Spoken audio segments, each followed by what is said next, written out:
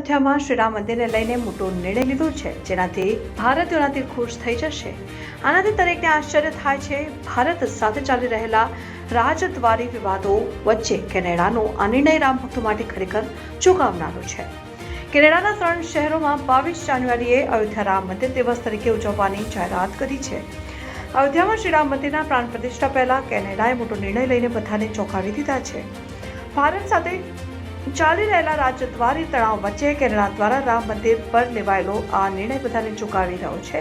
હકીકતમાં કેનેડાના 3 શહેરોએ 22 જાન્યુઆરીએ અયોધ્યા રામ મંદિર દિવસ તરીકે ઉજવવાનું જાહેરનામું બહાર પાડ્યું છે. એટલું જ નહીં, હિન્દુ કેનેડિયન ફાઉન્ડેશને ઉત્તર પ્રદેશના અયોધ્યામાં 22 જાન્યુઆરીએ શ્રી રામની મૂર્તિના અભિષેકની વિધિને ચિહ્નિત કરવા માટે ગ્રેટર ટોરેન્ટો વિસ્તારમાં બિલબોર્ડ ઉપર લગાવ્યા છે. કહેવાય રહ્યું છે કે ભારતમાં રામ મંદિરમાં 22 જાન્યુઆરીએ શ્રી રામ મંદિરનો અભિષેક કરવામાં આવશે.